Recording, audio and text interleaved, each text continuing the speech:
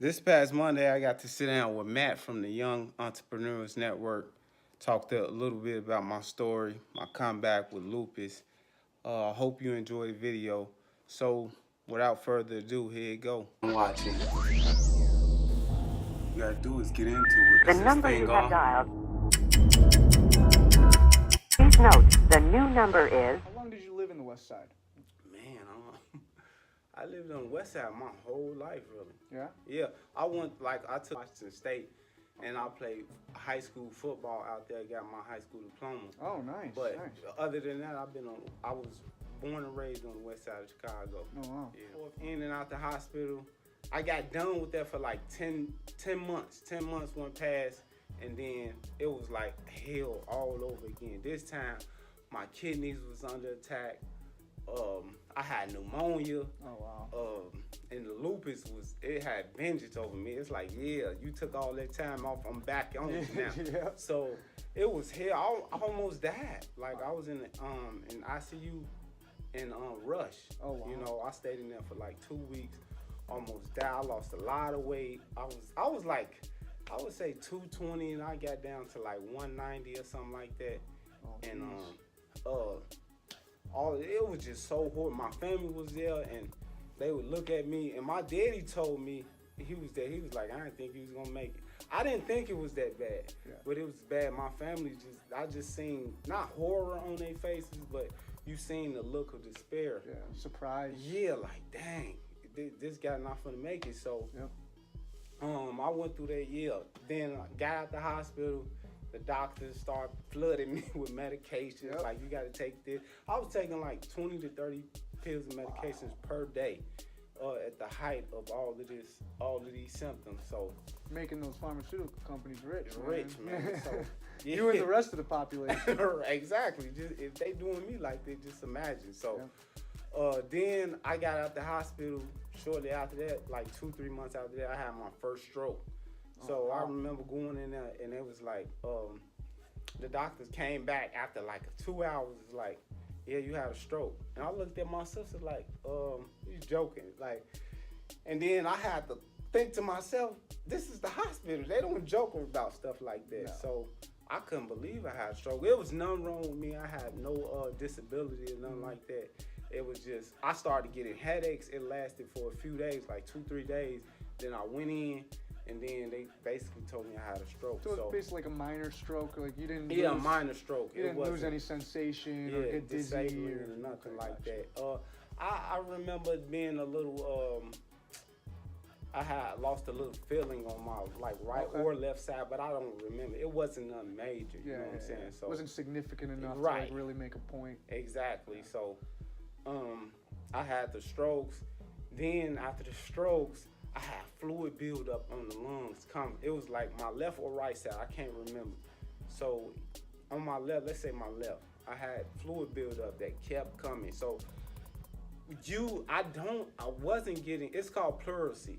Okay. Oh, yeah, the pleura is the lining around the the lung. Okay. Yeah. Oh, around the lung. Yeah. Around the lung. So it's not, I had fluid in the lung per se. I had it around the lung. So when it get too much fluid get around the lung, it pushes against the lung, and the lung can't expand, and you can't breathe properly. Yeah. So you have I short had, breaths. Exactly. So you feel like you drowning. Yeah. So God, I went through that, yeah. And so it wasn't going away. I was overweight. They had me on prednisone. Oh, wow. That'll make you gain weight right there. Yeah, Yourself. I was on I went up all the way up to 80 milligrams of prednisone per day. So I blew up like a balloon. So you see my pictures on Instagram. Y'all can check me out, Justin C. Parks. We're gonna say it again, but yeah, absolutely. yeah. I just blew up like a whale. Like my face, I had the moon face and all that. That picture you put on Facebook, that was in that time when you put that Facebook picture, your before and after. Yeah, that was in that time when you were on prednisone, exactly. 80 milligrams. I wasn't a slob like people probably assume, but I was on prednisone and I was fighting for my health right there. But basically, that the fluid buildup, it was just so ridiculous. It's just come, and I couldn't do it. It's like you trapped you can't get out the water because it's inside where it's inside of you, and it got to a point where they started sticking me in the back with needles to drain the fluid. Yeah, pulling that liquid out. Pulling it out, and that'll give me some relief like 2-3 days. Then it'll come right back. Now, were you working out at all during this time? And that's the thing. Yes, I was in the gym. Yeah, I was playing basketball. Okay.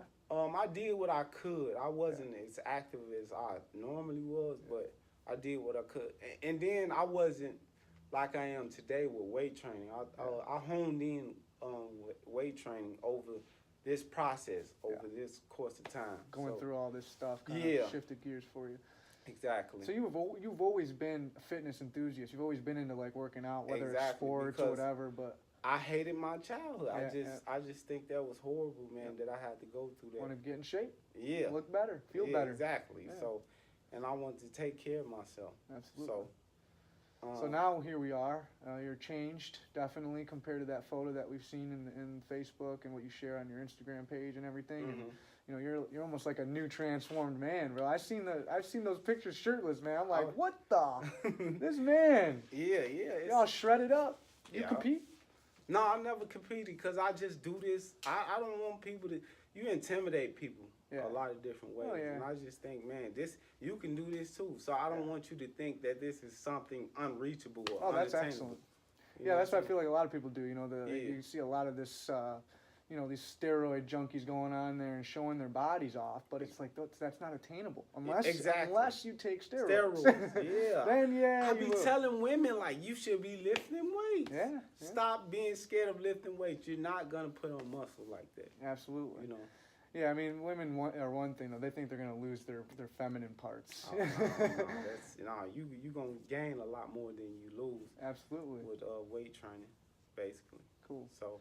Yeah, so you overcame that whole scenario. You're still going through it though, right? Yeah, still going through it. So that thing happened on my left side. Mm-hmm. So I had to get the fluid drained out like 6 times before they said, okay, you know what? We probably gonna have to do surgery on you to stop this fluid from building up. I did not want to have surgery. I dreaded every moment thinking about having surgery, but it came to the time and I was like, okay, and then I went under the knife, and then they did whatever they did. So they put some kind of white powder and made my lining, irritated, where it just sealed off a portion where the fluid kept building up. The fluid couldn't come back. So that's kind of bad, though. Yeah, because you want that to be breathable. You want it to be normal. Yeah, you want your pleura is meant to absorb stuff. So it's like your skin. Exactly. It's like the skin inside your skin. Exactly. Yeah. So they did that.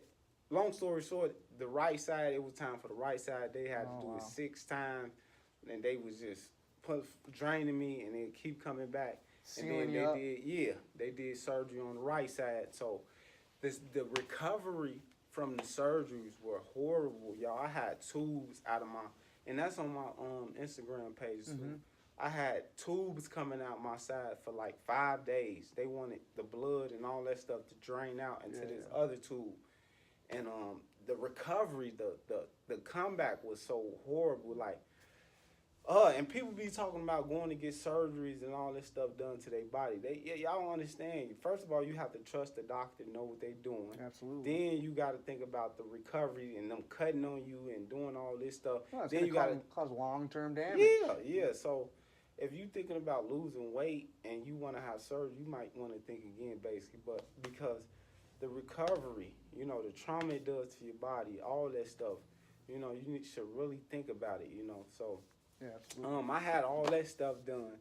Those surgeries was traumatic. You by yourself. Nobody can relate to you because you're going through it. You dealing with this monster by yourself. Would you say it's a little bit relatable to being an entrepreneur? Starting your own business? Yeah. You're by yourself. Nobody can relate. People doubting you and saying, oh, you ain't going to do this and that. That's probably what helped you get to this point, though, Yeah, right? man. Dealing with that. Yeah. It made me who I am, really.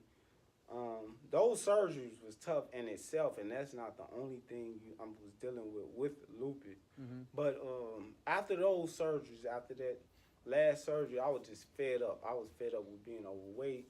I got fed up with people just looking at me like, dang, he's sick, and people giving me that look of despair and that hopeless look at the doctors. I was tired of them telling me what I'm gonna do and how I'm gonna do it, and I can't do this.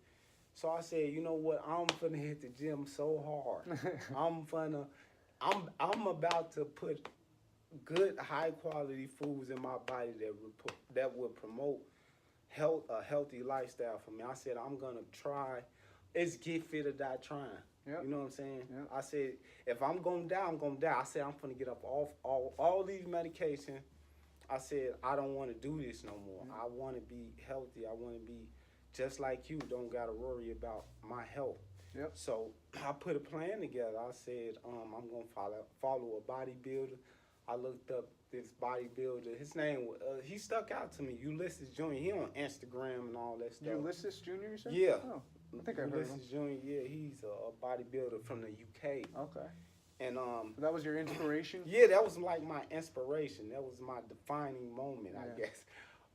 So I seen him, and he looked really good. I was like, just think about it. Do you ever see a bodybuilder tugging around an oxygen tank or going to doctor's appointments, or do you see them struggling with their health? So no, maybe not until they're like 60. Yeah. And their knees are shot. And exactly. Their back's all messed up and all that powerlifting. Oh, maybe I'm thinking powerlifting. Powerlifting. That's a little different story. Yeah, I'm just talking about the normal fitness enthusiasts. Yeah, exactly. You don't see them going through all these hospital visits and dealing with doctors and all this and stuff. You know why? Because they take care of themselves internally with good, healthy, high quality food. So that was my model. That was the thing I had to chase. I put that up there and I said, this is what I'm gonna do.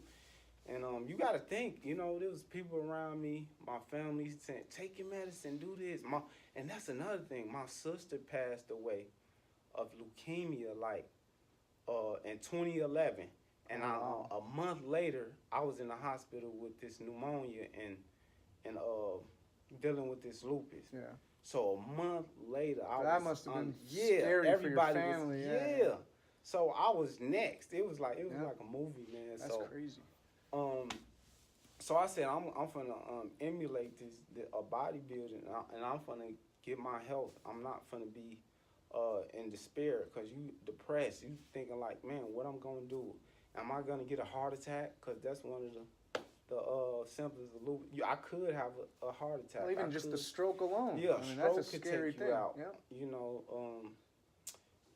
so I you had nothing to lose. None to lose, you know, because I was under so much anyway, and I was tired of it. So I said, I'm finna go. So I said, I'm finna stop the liquor. I stopped the. I'm not a smoker, so I wasn't smoking anything. But I said, I'm finna just watch everything I put in my body, and I'm finna train real hard and then get a nice, clean, healthy physique. Yep. And it worked. Like I shocked a lot of people. I turned a lot of heads. You know. Oh yeah, you shocked the hell out of me, man. When I saw that picture, you're like, wow, this is insane. But it was definitely uplifting, inspiring. Yeah, it was. It was like you said, uplifting. It was one of those moments like, man, I did it. You know? How long did that take you to get to that point? Like, from the moment that you decided to follow Ulysses Grant, you said? Or Ulysses Jr. Ulysses S. Grant, yeah, I was going to say. That sounds familiar. Yeah, right. I probably said it wrong. So, it was, after that, after discovering him, how long would you say it took you to get to the point where you're at right now? I mean, it wasn't after I discovered him. He was just part of the process. Okay. He was just part of the journey, you know. So it was even before that you started to think about. As you lay in that hospital bed recovering, you be like, dang, I got to do something. I have to do something. I just can't keep taking these hits. Yep. I'm going to die. I just can't keep doing this. Absolutely. You know, so I said, and doctors, they're there to treat your symptoms. Yes. They're not there to heal you. They're not there to, you know, make you better. So I said, I got to make myself better. It changed my whole mindset. Stop looking for people, other human beings who have faults like you to come heal you or fix your situation. You have to fix your situation. Like, we want to be rich. Yep. We got to go get it. Absolutely. I love that. I mean, it's very relatable to business. Yeah, right. Like, people think that their job is going to make them rich. No. If the person you work for makes, $100,000 a year, that's your cap. You ain't going to get rich. You're not going to get rich. And that's not making your own income, That's, exactly. You're doing it for somebody else. Doing it for you, making them rich. Once you start doing it for yourself, that's where you get the results. And nobody gonna save you. No. I was looking for people to come save me, come up with this cure for lupus, Yep. and come save me with it. Oh, and that's not realistic. They're not out there doing it. Doctors are not studying lupus, trying to cure you. They're studying stuff to cover up those symptoms that'll keep you at bay. Absolutely. That's what I believe. So. Oh no, absolutely. That's a huge controversial topic in itself. Like, they don't want a cure. Why would they want a cure if they're making so much money making you pop pills? Pop pills, yeah. And treatment and all that. So the surgery alone is an expense. Exactly. A huge expense. Yeah, the MRIs, the CAT scans. Excellent business. Recently, Thanksgiving, November 22nd, I had another stroke. Okay, so I fell off. I was drinking, Going back to just some old habits. Yeah, going to some old habits. Well, I think you mentioned this when we sat down together. You were feeling better. Yeah. Right? So you were like, I can go back to some of this stuff. I was hooping. I was playing basketball. I was doing everything I wanted. I was drinking like I was a normal person. Like, I got my life back. Really, I was going to work, no problem. All that stuff. And with my lupus too, with the lupus, I'm dealing with my blood pressure. Constantly got to monitor my blood pressure. And right now, I'm kind of like studying it.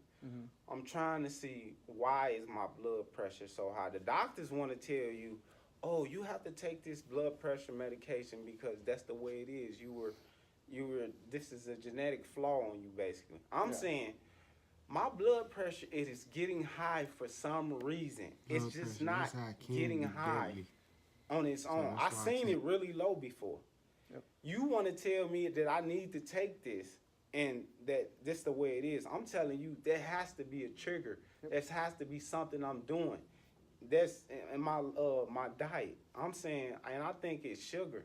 I think the sugar is jacking up my blood pressure.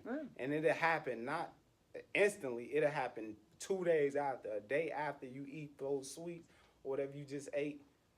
That's the body responds like that. Absolutely. So I'm kind of studying myself. I'm saying, okay, this happened. This is what I ate, and this is why it's high. It's like a process of elimination. Exactly. Trial and error. You try this, So it responds in a certain way. It responds, exactly. So I'm trying to get away from the junk food, the sweets. I love sweets, but, we all do. We all do. You'll go sit in traffic. You'll argue with people. You'll slip and fall and bust your head. Got to rush to work. You be late, get hollered at. You go through all of this, but you won't do that for yourself. So that's been my latest model. I want to bust my ass for myself. I want to bust my ass and see how far I can take myself. Absolutely. And it's not hard. You got millions of people. It's like 11 million millionaires in the U.S. Wow, I didn't know something like that. And I'm broke. you're not one of those 11 million. Yeah, like why? Why can't I be 100,000 there or something that? But it takes time. It's that thing. But we've been brainwashed. We've been cycled to go get a job. We've been put in school and all this. Oh, you're gonna get a job and you're gonna be the best worker and all this. But it's training for workers. School is essentially a training academy for workers. For people to go get a job and work for somebody else. It's not for leaders. And my mindset is like I may not get rich, but I'm gonna try. I'm gonna die trying. Like my fitness model, I may not ever get skinny, but I'm gonna die trying. I may not ever get like a bodybuilder, but I'm gonna die trying. So. I used that and I hit that goal of getting ripped and lean, and I didn't even know it. That's how obsessed and that's how focused I was. Just happened one day. Yeah. Some people saying me in the gym or somewhere was like, dang, you looking real good. You're ripped. Yeah. And I was like, for real? I'm still chasing it. You know what I'm saying? So that's how I was, but that's what I want to do with the money. And I don't want to focus on money now. I just want to focus on getting people lean, getting people healthy like myself. Essentially helping people like you. Right, you know, like people myself. who had struggled with certain things, overweight, disease. Yeah. Just trying to help them overcome some of those struggles, right? Beating those naysayers in your life. Y'all won't believe it's a lot of people, doctors in my life came and said I wouldn't look, and I'm guilty of this myself. We look for instant cures, like, oh, I did eat good for a day. No, do it for months. Instant gratification. Do it for No, it's like you got to keep trying. Yeah. You know, Rome wasn't built overnight. You have to keep trying, and it's gonna be hard. Yes, you should expect it to be hard. Yeah. I don't want to do something that's easy. Expect stuff to be hard. You know. Absolutely. And you said you started personal training in 2009. You said. Yeah. Right? 9. 2000. So you've been personal training for 10 years now. Yeah. So my skills and my knowledge has grown exponentially. Absolutely. Yeah. And then, I mean, that's when you started business, essentially, 10 years ago. Exactly. Right? You know, getting my name out there. Because being a personal trainer, when you first got your ACE, what was it, ACE that you said you got certified? I got mine through, not NASM, but NFPT, National Federation of Personal Training. Gotcha. And that's when you decided JCP Fitness. That's when you came up with that whole concept. So in 2009, 10 years you've been in business. Now, would you consider yourself still a new business owner? New entrepreneur? I wouldn't say I've been in business because lupus, it is tough. You know, I went through all those hospital things. And that's when you were a trainer. Yeah, exactly. Oh, wow, so people look at you like, just imagine me at 270 pounds. People's like, you a trainer? Yep. You know, so I had to go through that. Then you'll get the stroke like this. Last stroke I had was like, I was down for like 2 months, you know, dizzy. Yep. Pain just popped up out of nowhere and all that stuff. So it's been a battle to stay consistent. Mm-hmm. Even right now, I'm trying to stay consistent on my social media. I'm trying to stay consistent with the YouTube and just pushing my ways of fitness. People think fitness is so hard. It is, because you're conditioned to your ways of life. Yeah. You're conditioned to what you like doing. But, you know, if you want something, you got to, I don't care what I got to do. Yep. You know what I'm saying? Well, like life a or business death. owner. Yeah, right. For you, for me, I do don't or care. Die. Yeah, exactly. If I got to eat real healthy fruits and vegetables for my rest of my, that's what I got to do. Absolutely. I got a goal. This is my goal to live. You know what I'm saying? So. Awesome. So as a business owner, what would you say is your main struggle right now? I mean, you've gone through a lot. You've been doing this for many, many years. But you mentioned consistency. Exactly. Right. So is that something that you're really focusing on, like as consistency? Of right now? Yeah. And just staying consistent. Being on social media, creating some video. I mean, we've talked a lot about some of your goals and stuff like that, and creating videos and content like that. What would you say for the listeners, the young entrepreneurs who are going through the same struggles that you are? What's like a final thought or piece of advice that you'd give them as far as consistency goes with their business? I would say stay away from negativity. Stay positive, and you gotta stay consistent. And when you're consistent, it shows who you are. It builds your character. It shows people that you're not a quitter, you're a fighter, and it just builds character, basically. Absolutely. Yeah. So that's awesome, man. I would have to second that. I mean, at the end of the day, it's not just consistency; it's persistence too. Like being out there and doing the same thing over and over, being recognized, getting your brand out there. Exactly. It's personal branding, pretty much. Yeah. Well, thank you so much, Justin, man. It was awesome talking to you. Thank you for telling us your story and everything. Fascinating guy. This is not going to be the last time you're on this podcast, that's right. for sure. Yeah. Hopefully next time we can get Jake on here and he can give some of his goofy commentating and he can join us. But again, thank you so much for coming out. Justin Parks, awesome guy. Check him out on Instagram, Facebook. Check out his story. Let us know what's your Instagram. My Instagram is Justin C. Parks, and you can follow me on Facebook at JCP Fitness. Awesome. Go check him out, guys. Thanks again, Justin. I really appreciate it. You coming out here and talking with me and everything. And nothing but good things coming in the future. And the YouTube channel, too. Look for me. Well, you can find all that stuff on social media. Of course. You got links on links. Hit the link and subscribe. Hit the link, subscribe. Check out Justin. Thank you so much for listening. And this is the Young Entrepreneurs Podcast. Have a good one, guys.